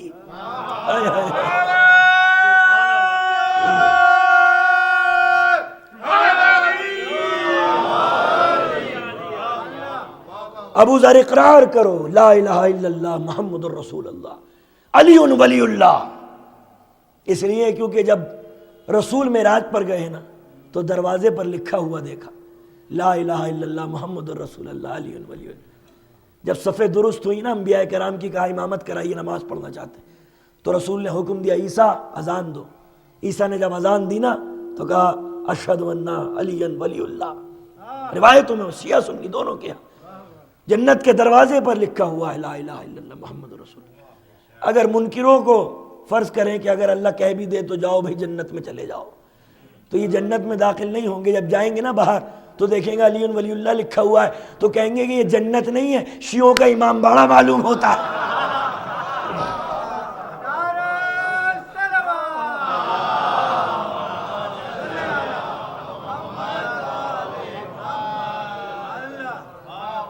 جاؤ ابو ذر، مبلغ سیار بن کے صحراؤں میں پھیل جاؤ، کیونکہ تم کسی خاندان اور قبیلے سے تعلق نہیں رکھتے، لہذا مکہ کے اندر رہنا تمہارے لیے مناسب نہیں، جاؤ چلے جاؤ۔ اور ابو ذر کی زندگی اب تبلیغ توحید، تبلیغ رسالت، تبلیغ ولایت میں گزرنے لگی۔ بے پناہ دھوپ، پیاس، تشنہ لبی، حدت، گرمی، لیکن ابو ذر مبلغ اعظم کی طرح صحراؤں میں، بستیوں میں، گلیوں میں، کوچوں میں توحید کا پیغام، رسالت کا پیغام، ولایت کا پیغام۔ اور تاریخ، ہسٹری بتاتی ہے کہ غفار کے علاقے کو شیعہ نے امیر المومنین بنا دیا تھا ابو ذر غفاری۔ وہ ابو ذر غفاری کہ ایک وقت آیا کہ جب نبی ہجرت کر کے مکہ سے مدینے چلے گئے، اب ابو ذر مدینے آیا کرتے تھے رسول اللہ علیہ السلام سے ملنے کے لیے، اور پھر حکم رسالت کے تحت صحراؤں میں پھیل جاتے اور آب حیات صحراؤں کے کونے کونوں میں پہنچانے لگتے۔ ایک مرتبہ جنگ حنین کا مارکا، صفیں درست ہوئی، ظہر کا اول وقت آیا، ان قریب مؤذن بانگ اذان بلند کرنے والا تھا کہ رسول نے محسوس کیا کہ صحراؤں کے وحشتناک ماحول میں ایک نقطہ ہے جو متحرک ہے۔ رسول نے کہا اذان روک دی جائے، نماز کا اول وقت ضرور درست ہے مگر صحابی کی آمد کا انتظار بھی کچھ کم نہیں ہے۔ ابو ذر نزدیک آئے، غش کھا کے زمین پر گر گئے۔ رسول نے کہا پیاسا ہے ابو ذر، اسے پانی پلاؤ۔ بھیج کے پیار کرتے جاتے تھے اور کہتے تھے ابو ذر اس وقت کیا ہوگا جب تشنہ لبی میں تیرا دم نکلے۔ ابو ذر نے آنکھیں کھولی، کہا میرے پیارے نبی آپ کے لیے پانی لے کر آیا تھا۔ کہا ابو ذر تم تو خود تشنہ لبی کے سبب بے ہوش ہو گئے تھے۔ کہا میرے نبی میں صحراؤں سے گزر رہا تھا، میں نے دیکھا ٹھنڈے پانی کا تالاب ہے، میں نے مشقیزہ بھر لیا، میں نے چلوں میں پانی بھرا، پینا چاہتا تھا مگر سوچا میرا نبی بھی تو پیاسا ہوگا، میرا علی بھی تو پیاسا ہوگا، ان سے پہلے ابو ذر پانی کیسے پی لے؟ اللہ رے مزاج عباسی، میرے نبی پانی آپ کے لیے لایا۔ جنگ حنین کے مارکے میں شامل ہوں اور حکم رسالت کے تحت پھر صحراؤں میں پھیل گئے۔ اور ایک وقت وہ بھی آیا عزادارو کہ جب رسول اس دنیا میں زندہ نہیں رہے۔ ابو ذر مدینے آئے سن کے کہ رسول کا انتقال ہو گیا، پہنچے، حکومت کی ہوائیں کہیں اور چل رہی تھی، حشمت کے چراغ کہیں اور جل رہے تھے۔ یوں تو دروازہ جل رہا تھا مگر وہ جلتے ہوئے دروازے کی راکھ پر آ کر بیٹھ گیا۔ پہلا وقت گزرا، دوسرا دور گزرا، تیسرے دور میں ابو ذر کی زبان اب شعلے اگلنے لگی۔ جو لوگ سونا اور چاندی جمع کرتے ہیں اور جو لوگ اہل رسول کی فضیلتیں چھپاتے ہیں انہیں دردناک عذاب کی خبر سنا دو۔ ایک دن حاکم نے پوچھا ابو ذر، سنا ہے تم یہ حدیث رسول کی بیان کرتے ہو کہ جب دنیا میں آل مروان 40 ہو جائیں گے تو دنیا ظلم سے بھر جائے گی؟ کہا ہاں میں نے سنا ہے۔ کہا گواہ کے طور پہ کس کو پیش کرتا؟ کہا اپنے مولا علی کو۔ مولا علی کو بلایا گیا۔ کیا علی، رسول نے یہ فرمایا ہے کہ جب آل مروان 40 ہو جائیں گے تو دنیا ظلم سے بھر جائے گی؟ مولا علی کہتے ہاں رسول نے یہ بھی فرمایا ہے اور یہ بھی فرمایا ہے کہ دنیا کے تختے پر ابو ذر سے زیادہ کوئی سچا موجود نہیں۔ ایک دن کعب الاحبار جو یہودی پریس تھا، جو خلافت کے دوسرے دور میں مسلمان ہو گیا تھا، یہ درباری عالم بن گیا تھا کعب الاحبار۔ جتنے بھی مشورے، جتنے بھی فیصلے لیے جاتے تھے وہ کعب الاحبار کے ایڈوائسز ہوتی تھی، مشیر تھا، سرکاری درباری عالم تھا۔ تیسرے دور میں ایک دن حاکم وقت نے پوچھا کہ کعب الاحبار ذرا ایک مسئلہ تو حل کرو۔ کہا کیا؟ کہا بیت المال سے، پبلک ٹریجری سے کیا ہم اپنے ذاتی مقاصد کو پورا کرنے کے لیے خرچ کر سکتے ہیں؟ کہا حضور بالکل، public treasury is your treasury, جس طریقے سے چاہیں خرچ کریں۔ ابو ذر کو غصہ آیا، ابو ذر کے ہاتھ میں عصا رہتا تھا، ڈنڈا مارا، کعب الاحبار کا سر پھٹ گیا۔ کہا او یہودی کی اولاد، تو ہمیں دین سکھائے گا؟ حاکم نے کہا ابو ذر تم ہمارے درباری عالم کی توہین کر رہے ہو۔ ابو ذر نے کہا تیرا درباری عالم میرے نبی کی حدیث کی توہین کر رہا ہے۔ کہا ابو ذر تمہیں یہاں رہنا گوارا نہیں، چلے جاؤ۔ کہاں؟ کہا شام چلے جاؤ۔ ابو ذر کو شام بھیج دیا۔ صحابہ کرام، حاکم شام عمر عاص ہاتھوں ہاتھ لیا، نبی کا صحابی آ رہا ہے دمشق کے باہر۔ ابو ذر آئے، کہا حضور آئیے آپ کو میں اپنا محل دکھاتا ہوں۔ ابو ذر کو محل دکھایا، کہا کہ حاکم تیرے باپ کے پاس تو اتنی رقم نہ تھی، تو نے یہ قصر عالی شان کہاں سے بنوایا؟ اور اگر بیت المال سے لیا تو تجھے حق کس نے دیا کہ بیت المال سے اپنے لیے عالی شان شبستان تیار کر؟ کہا آپ کے لیے بھی ایک مکان بنایا؟ کہا نہیں، دمشق کے باہر چھوٹی سی جھوپڑی میں جہاں سر نہ اٹھا سکوں۔ اب ظلم کے ایوانوں میں ہدایت کے چراغ روشن ہونے لگے۔ جو لوگ سونا اور چاندی جمع کرتے ہیں ان کو دردناک عذاب کی خبر سنا دو۔ جو لوگ اہل بیت کی، علی کی فضیلتوں کو چھپاتے ہیں ان کو دردناک عذاب کی خبریں سنا دو۔ ایک دن حاکم نے لکھ دیا، حاکم شام نے لکھ دیا حاکم وقت کہ اگر شام کی حکومت پیاری ہے تو ابو ذر کو بلوا لو۔ اللہ رے، جس کے تکلم کی ہواؤں سے حکومت کے چراغ جھلملانے لگے، وہ ابو ذر غفاری۔ عمر عاص نے کہا ایک آس اور باقی ہے۔ ابو ذر ایک دن تقریر کر رہے تھے، مجمع کثیر مجمع تھا، سونا اور چاندی جمعآوری کے خلاف، کیپٹلزم کے خلاف، کرونی کیپٹلزم کے خلاف، بیت المال کی غیر منصفانہ غیر عادلانہ تقسیم کے خلاف، اکانومک انیکویلٹی کے خلاف، سوشل انجسٹس کے خلاف۔ عمر عاص نے کہا سنا ہے بہت تقریریں کرتے ہو، اس چھوٹی سی جھوپڑی میں بہت سارا مال تم نے چھپا کے رکھا۔ ابو ذر نے گھور کے دیکھا، تمسخر سے، لعنت ہو خدا کی جھوٹ بولنے والوں، چلو میرے ساتھ۔ ابو ذر، حاکم شام، عمر عاص، صحابہ کرام دمشق کے باہر جھوپڑی میں پہنچے۔ کوئی فرنیچر تو تھا نہیں، ٹیبل ڈبل بیڈ یا کچھ ہو، صوفہ سیٹ، ایک چٹائی تھی، ایک مٹی کا پیالہ تھا، اور غالباً ایک سجدگاہ رہی ہوگی۔ کبھی الٹ کے دیکھا پیالہ، کبھی چٹائی الٹ کے دیکھے۔ حاکم شام نے سوالی طلب نگاہوں سے عمر عاص کو دیکھا، عمر عاص نے محجوب نگاہوں سے حاکم شام کو دیکھا، ابو ذر غفاری نے دونوں کو دیکھا۔ سوالی طلب نگاہیں اس بات کی منتظر تھیں کہ پلاننگ کا کیا ہوا، منصوبے کا کیا ہوا۔ ابو ذر نے مسکرا کے کہا عمر عاص، وہ جو رات کی تاریکی میں 12,000 درہم آئے تھے، صبح ہوتے ہوتے غریبوں میں تقسیم ہو۔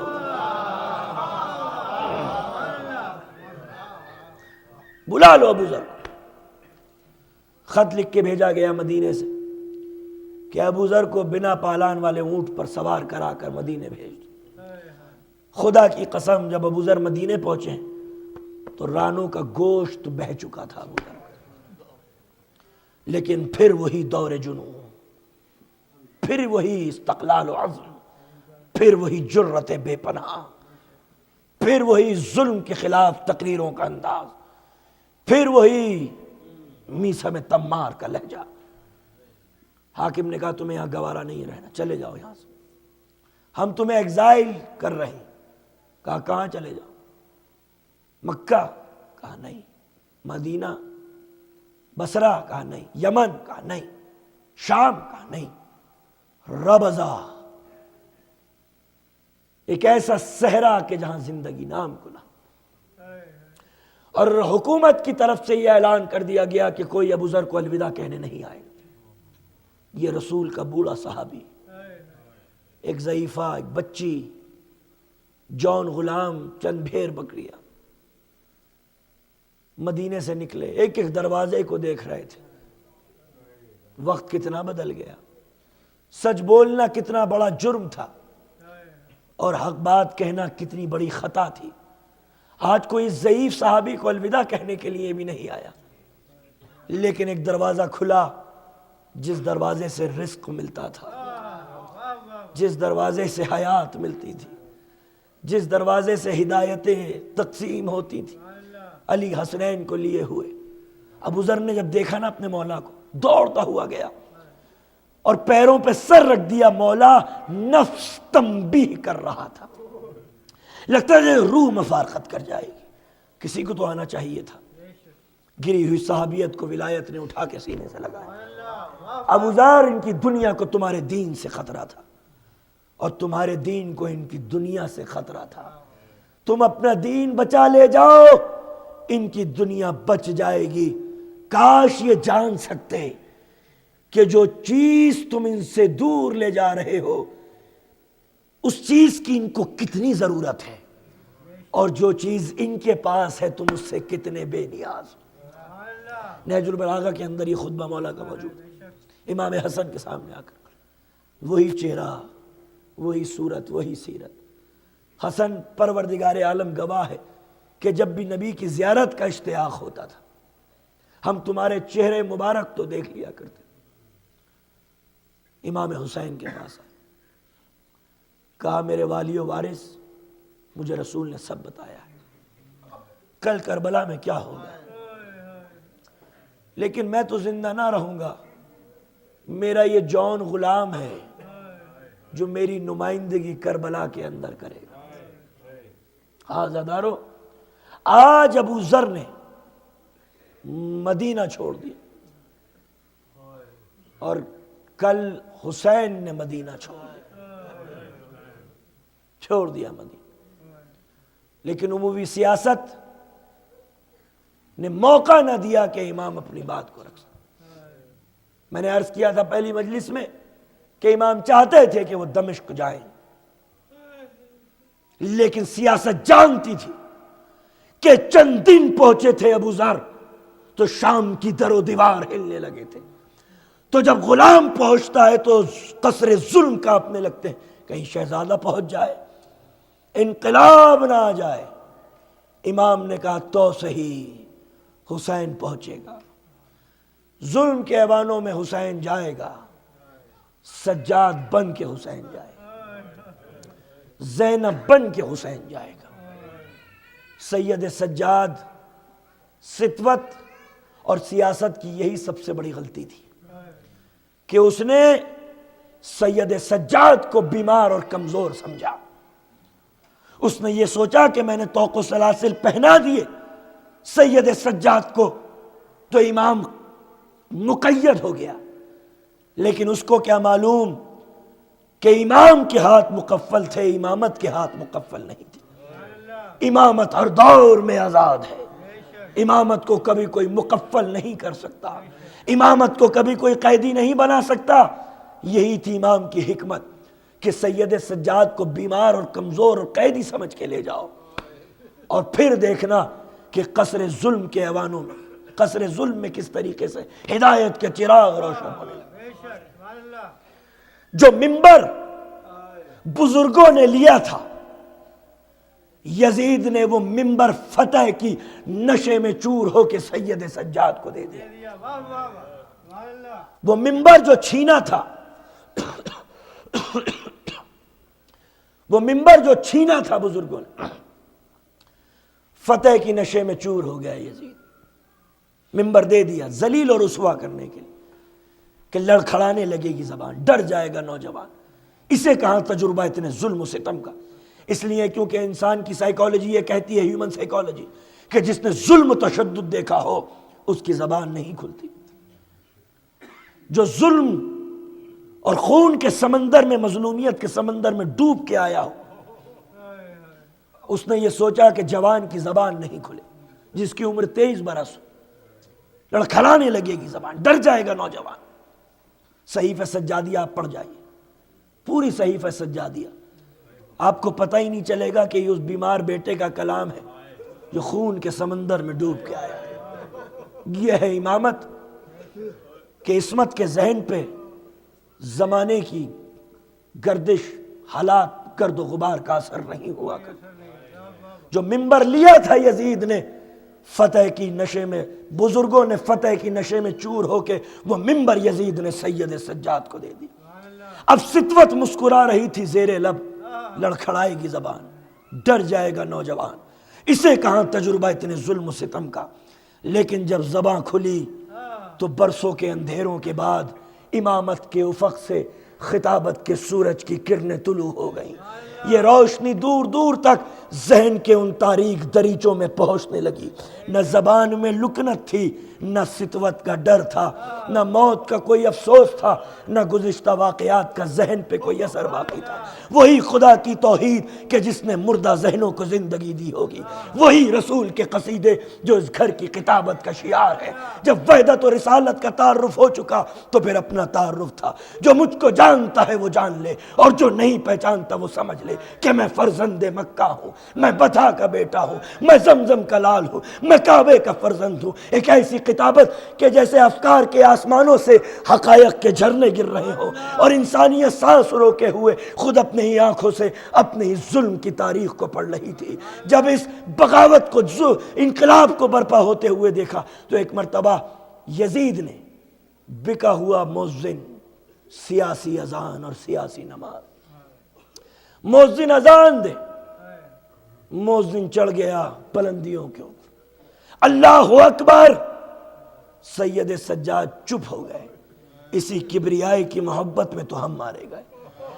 مؤذن نے زمزمہ چھیڑا توحید کا. کٹے ہوئے سر بھی بتائیں گے کہ ہم ایک خدا کے ماننے والے. اب وحدت کا ذکر کر کے مؤذن آیا، اشہد ان محمد رسول اللہ. بس جیسے یہ جملہ کا سید سجاد کہتے مؤذن رک، اسی محمد الرسول اللہ کے لفظ پر رک جا. نہ جانے کون سا اثر تھا خطابت میں کہ بکا ہوا مؤذن خاموش ہو گیا. بکا ہوا مؤذن خاموش ہو گیا. اب سید سجاد کہتے ہیں بتا یزید، رسول اللہ تیرے جد تھے یا میرے؟ گونگا بنا دیا یزید کو خود اسی کے دربار میں. زبان کھینچ لی دہن سے سید سجاد نے. ستوت کے امام کی شمشیر خطابت بلند تھی اور ظلم کا سر جھکا ہوا تھا. آج دربار تھا یزید کا مگر تسلط تھا سید سجاد کا. بہت دیر کے بعد یزید نے کہا ہاں محمد الرسول اللہ تمہارے جد تھے. پھر کون بولتا؟ پھر وہی کچھ دیر پہلے کا بکا ہوا مؤذن. اب وہ بلندیوں سے اتر رہا تھا پستیوں کی طرف. نہیں، وہ پستیوں کو چھوڑ کے اب بلندیوں کی طرف آ رہا تھا. یزید، یہ ہے کربلا کا وہ انقلاب. کل میں نے عرض کیا تھا نا کہ عزاداری کا مقصد ہے کہ وہ قوم جو مردہ ہو چکی ہے اس کے اندر جرت اور استقلال کی روح پھونک دی جائے. کربلا کے پیغام نے وہ اثر پیدا کیا، وہ جرتیں پیدا کی کہ ایک ادنا سا مؤذن خلیفہ وقت کی آنکھوں میں آنکھیں ڈال کے پوچھ رہا تھا بتا اگر رسول اللہ ان کے جد ہے تو تو نے قتل کس کو کیا؟ یہ ہے کربلا کا انقلاب.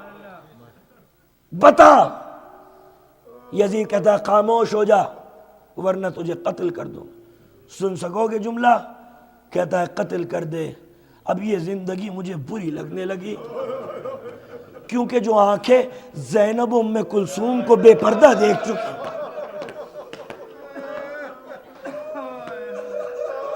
وہ بند ہو جائیں تو بہتر. کہا مولا کیا میں نے اپنا حق ادا کر دیا؟ تلوار چلتی رہی، مؤذن مسکراتا رہا. حاضردارو یہی وہ غم تھا، یہی وہ غم تھا کہ 40 برس تک تمہارا امام خون روتا رہا.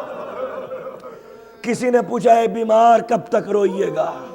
کہا تو ہی بتا کب تک روؤں. یعقوب کا ایک یوسف جدا ہوا، اتنا روئے تھے کہ آنکھیں سفید ہو گئی تھی. جس کی آنکھوں کے سامنے 70 یوسفوں کو ذبح کر. کہا مولا آپ کے خاندان میں شہید ہوتے چلے آئے. کہا منہال تو نے انصاف نہیں کیا، تو نے انصاف نہیں کیا، ہمارے خاندان میں شہید ہوتے چلے آئے، مگر کیا کبھی ایسا بھی ہوا تھا کہ ماؤں بہنوں کے سر کے برقعے اتار لیے جائیں، شرابی کا دربار ہو، سجے ہوئے بازار ہو اور منادی ندا دے یہ زینب ہے، یہ ام کلثوم، یہ رقیہ، یہ ربا. جزاک اللہ جزاک اللہ. مولا کوئی غم نہ دے سوائے غم امام مظلوم کے، مولا کوئی غم نہ دے. یہ غیرت کا امام ہے، غیرت کا امام، یہ غیرت کا امام. ایک جملہ کہنے جا رہا ہوں عزاداروں، معاف کر دینا اگر دل پہ چوٹ لگے، بس 5 منٹ اور معاف کر دینا. سجاد عباس سے زیادہ بہادر تھے، سجاد عباس سے زیادہ بہادر تھے. وہ عباس کہ جو زینب کے کھلے ہوئے سر کو نوکے سینہ پہ نہ دیکھ سکا، ان سروں کو سید سجاد نے بھرے ہوئے بازاروں میں، سجے ہوئے درباروں میں دیکھا ہے. جزاک اللہ جزاک اللہ. مولا کوئی غم نہ دے سوائے غم شبیر کے. آپ کو معلوم ہے عزادارو، آپ کو معلوم ہے مومنو، کہ جب سید سجاد کوفے پہنچے ہیں نا تو دارالامارہ جو گورنر ہاؤس تھا اس کے اندر داخل ہو رہے تھے. سپاہی نے کاندھے پہ ہاتھ رکھا. سننا میری مائیں بہنیں سنیں، ضبط کریں بس ایک لمحے کے لیے، پھر کریا کریں اس کے بعد. ایک لمحے کے لیے مائیں بہنیں ضبط کریں. جو سپاہی تھا اس نے کاندھے پر ہاتھ رکھا. کہا بیمار ایک سوال ہے. سید سجاد کہتے ہیں پوچھ کیا سوال ہے؟ کہا جب تمہارا چچا مسلم آیا تھا نا تو اس کے ہاتھوں میں بھی ہتکڑیاں تھیں، اس کے پیروں میں بھی بیڑیاں تھیں، اس کے گلے میں بھی توق تھا، اس کی کمر میں بھی لنگر تھا. لیکن جب سننا عزادارو، جب بھی یاد کرو گے مجھے دعائیں دو گے، لیکن وہ پپرے ہوئے شیروں کی طرح اپنی آنکھوں سے غیظ و غضب کے آثار نمودار کرتا ہوا، ہمیں ڈانٹتا ہوا، جھڑکتا ہوا، حقارت کی نگاہوں سے دیکھتا ہوا مسلم ابن عقیل آگے بڑھتا چلا جا رہا تھا. لیکن جب تم آئے ہو تو سر جھکا ہوا ہے، شانے جھکے ہوئے، کمر جھکی ہوئی ہے. بیمار نے سر اٹھا کے کہا اے سپاہی، تو نے سچا سوال کیا ہے. تو نے سچ کہا کہ جب چچا مسلم آیا تھا تو بپرے ہوئے شیروں کی طرح تھا. اس کی وجہ یہ ہے کہ جب چچا آیا تھا نا تو تنہا آیا تھا، مگر جب سجاد آیا ہے تو زینب و ام کلثوم کو. جزاک اللہ. زینب و ام کلثوم کو اپنے ساتھ لے کے آیا، سکینہ کو اپنے ساتھ لے کے آیا ہے، رقیہ اور رباب کو اپنے ساتھ لے کر. عزادارو، سید سجاد کوفے میں داخل ہوئے. آخری زحمت، کٹے ہوئے سر نو کے سینہ پر تھے. حبیب ابن مظاہر کے بیٹے نے دیکھا کہ میرے باپ کا کٹا ہوا سر نو کے سینہ پر آویزا ہے. جوان بیٹا تھا حبیب ابن مظاہر کا. ایک مرتبہ جلال آیا، تلوار کو بے نیام کیا حبیب کے بیٹے نے. سپاہیوں کو قتل کرتا ہوا سپاہی پر وار کیا جس کے پاس حبیب ابن مظاہر کا سر تھا. باپ کے کٹے ہوئے سر کو آغوش میں رکھا، رخساروں پر سے گرد و غبار کو صاف کیا، لبوں کا بوسہ لے کے کہتا ہے بابا، جس کے جوان بیٹے ہوتے ہیں ان کے باپوں کا سر نو کے سینہ پر نہیں ہوا. سید سجاد کے کانوں میں یہ جملے پہنچے. ایک مرتبہ کمر پکڑی, باپ کے کٹے ہوئے سر کو دیکھ کے, اے بابا, حبیب کے بیٹے نے سچ کہا, جن کے جوان بیٹے ہوتے ان کے باپوں کا سر نو کے سینہ پر, مگر اے بابا سید سجاد کیا کہا, سجاد کے ساتھ زینب ہے, ام کلثوم ہے.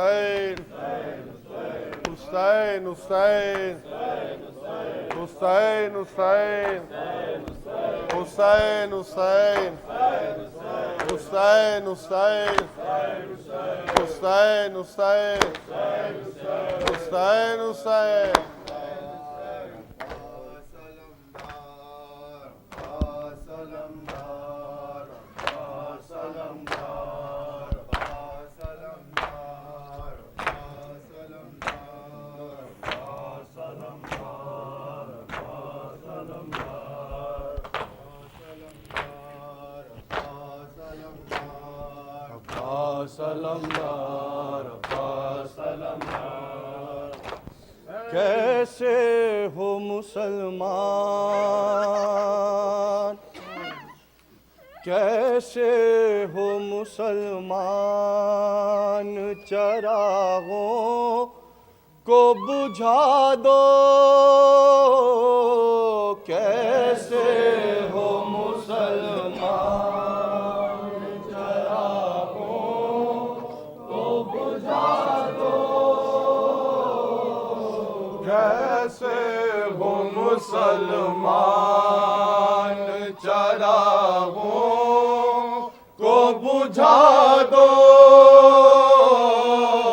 کیسے ہو مسلمان, چراغوں کو بجھا دو. شہزادی کونین کھلے سر ردا دو, کیسے ہو مسلمان, چراغوں کو بجھا دو, کیسے ہو مسلمان, چراغوں کو بجھا دو. اٹھتا ہوا خیموں سے دعا دیکھنے والوں, اٹھتا ہوا خیموں سے دعا دیکھنے والوں, اٹھتا ہوا خیموں سے دعا دیکھنے والوں, اسلام کے گھر میں ہے لگی آگ بجھا دو, کیسے ہو مسلمان, چراغوں کو بجھا دو,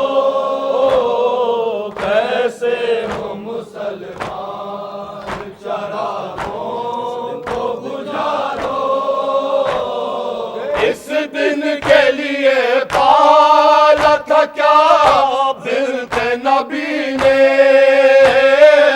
اس دن کے لیے پالا تھا کیا بنت نبی نے, اس دن کے لیے پالا تھا کیا بنت نبی نے, شبیر کا سر کاٹ کے نئے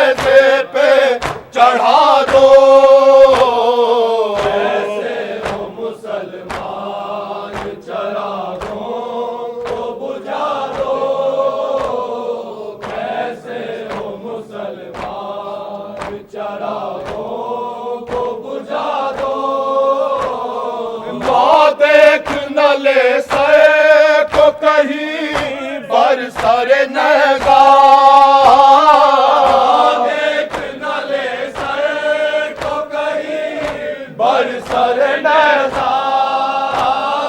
ماں دیکھ نہ لے سر کو کہیں بر سر نگاہ، جس پر سر اصغر ہے ذرا دور ہٹا دو، ایسے ہو مسلمان چراغوں کو بجھا دو، کیسے ہو مسلمان چراغوں کو بجھا دو، یہ شام کا بازار محمد کی نواسی، یہ شام کا بازار محمد کی نواسی، یہ شام کا بازار محمد کی نواسی، پوری اثر اسلام ہے چادر تو اڑا دو، ایسے ہو مسلمان چراغوں کو بجھا دو، کیسے ہو مسلمان چراغوں کو بجھا دو، کیسے ہو مسلمان چراغوں کو بجھا دو، کیسے ہو مسلمان چراغوں کو بجھا دو، خدا حسین نے دین کو بچا لیا، فاطمہ کے چین نے علی کے نور عین نے، باخدا حسین نے دین کو بچا لیا، چین نے علی کے نور عین نے، باخدا حسین نے دین کو بچا لیا، موت رقص کر رہی تھی زندگی کے نام پر، رقص کر رہی تھی زندگی کے نام پر، منبر رسول بک رہا تھا تخت شام پر، رسول بک رہا تھا تخت شام پر، دین کی اساس نے دست حق شناس نے امت محمدی کو خواب سے جگا دیا، کو بچا لیا، فاطمہ کے چین نے علی کے نور عین نے، باخدا حسین نے دین کو بچا لیا، ہر طرف سے بند ہو چکے تھے حق کے راستے، ہر طرف سے بند ہو چکے تھے حق کے راستے، خون مانگتا تھا دین زندگی کے واسطے، مانگتا تھا دین زندگی کے واسطے، دین کے اصول نے نائب رسول نے زندگی کا قرض اپنے خون سے چکا دیا، تو بچا لیا، فاطمہ کے چین نے علی کے نور عین نے، باخدا حسین نے دین کو بچا لیا، بڑھتے بڑھتے بات جب اصول دین پہ آ گئی، بڑھتے بات جب اصول دین پہ آ گئی، اور یزیدیت کی شکل میں عروج پا گئی، یزیدیت کی شکل میں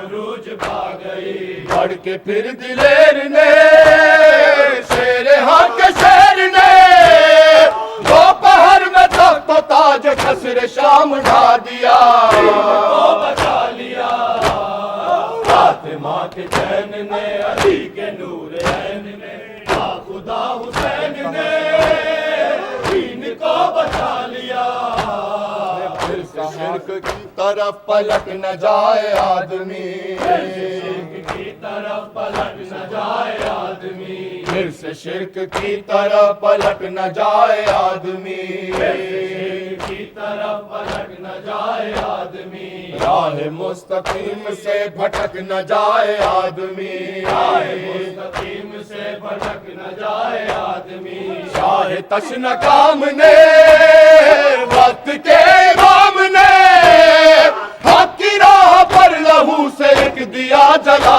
دیا بچا لیا فاطمہ کے چین نے علی کے نور عین نے خدا حسین نے دین کو بچا لیا دل کہاں سے لاؤں جو کروں یہ واقعہ بیان جو کروں یہ واقعہ بیان تین دن کی پیاس میں وہ حوصلہ تھا علامہ پیاس میں وہ حوصلہ تھا علامہ ظلم کے اسیر نے رن میں ایک صغیر نے مسکرا کے فوج شام کو رلا رلا دیا بچا لیا فاطمہ کے چین نے علی کے نور عین نے خدا حسین نے دین کو بچا لیا لاکھ جان و دل نثار سید انام پر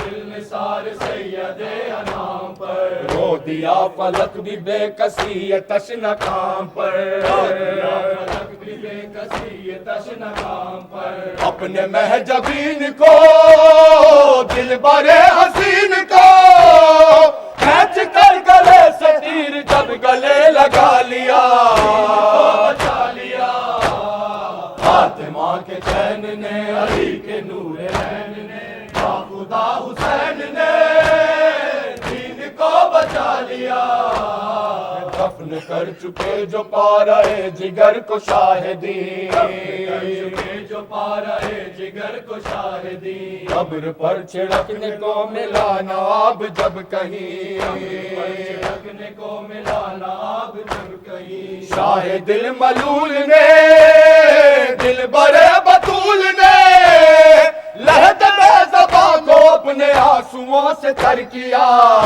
کو بچا لیا فاطمہ کے چین نے علی کے نور عین نے خدا حسین نے دین کو بچا لیا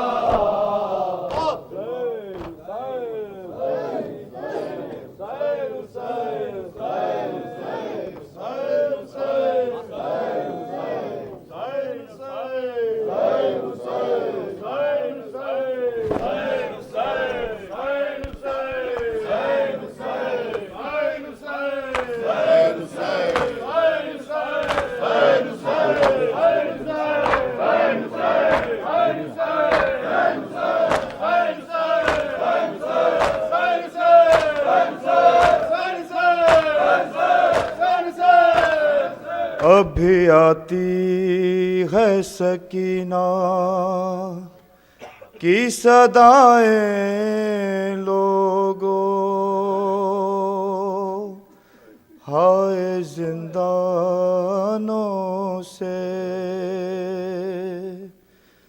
ابھی آتی ہے سکینہ کی صدائیں لوگو ہائے زندانوں سے ابھی آتی ہے سکینہ کی صدائیں لوگو ہائے زندانوں سے ابھی آتی ہے سکینہ کی صدائیں لوگو ہائے زندانوں سے میرے بابا کو ملا دو میں دعائیں دوں گی سسکیاں لے کے جو کہتی تھی مسلمانوں سے ابھی آتی ہے سکینہ کی صدائیں لوگو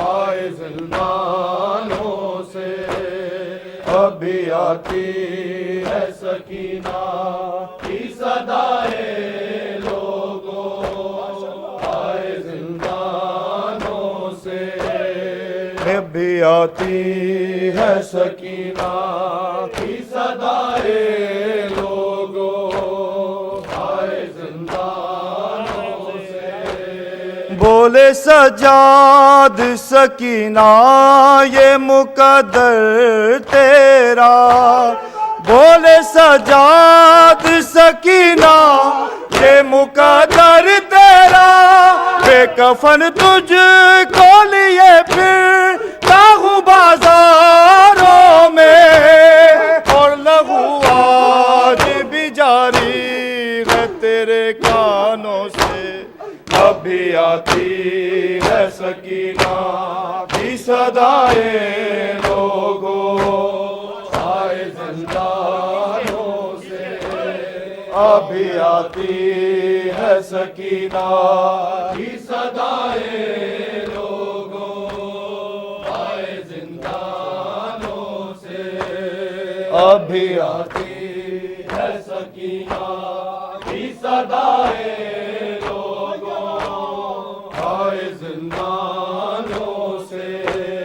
جا کے مقتل میں پکاری یہ سکینہ رو کر جا کے مقتل میں پکاری یہ سکینہ رو کر بھیا قاسم میرے اکبر تم کہاں ہو سارے میرے بابا کو بچا لو آ کے شیطانوں سے ابھی آتی ہے سکینہ کی صدائے لوگوں آئے زندانوں سے ابھی آتی ہے سکینہ کی صدائے لوگوں آئے زندانوں سے جا کے مقتل میں پکاری یہ سکینہ رو کر جا کے مقتل میں پکاری یہ سکینہ رو کر بھیا قاسم میرے اکبر تم کہاں ہو سارے میرے بابا کو بچا لو آ کے شیطانوں سے ابھی آتی ہے سکینہ کی صدائے لوگوں آئے زندانوں سے ابھی آتی ہے سکینہ کی صدائے لوگوں آئے زندانوں سے لب دریا سے علمدار کی آئی یہ صدا لب دریا سے علمدار کی آئی یہ صدا سے شرم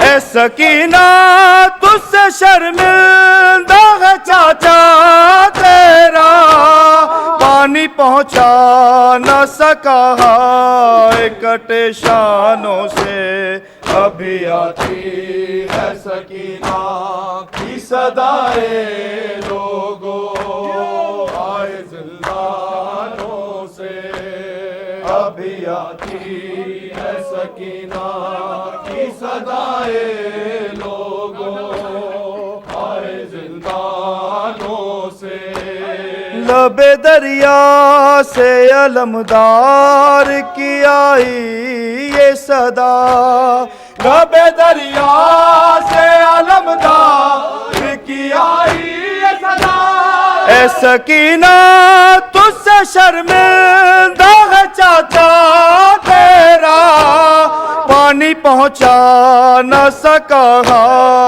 کٹے شانوں سے ابھی آتی ہے سکینہ کی صدائے لوگوں آئے زندانوں سے ابھی آتی ہے سکینہ کی صدائے لوگوں آئے زندانوں سے ابھی آتی ہے سکینہ کی صدائے صدائے لوگوں آئے زندانوں سے جب چلی گھر سے تیرے ساتھ سبھی تھے زینب جب چلی گھر سے تیرے ساتھ سبھی تھے زینب دونوں محمد و اکبر یاد آتے ہوں گے لوٹ کے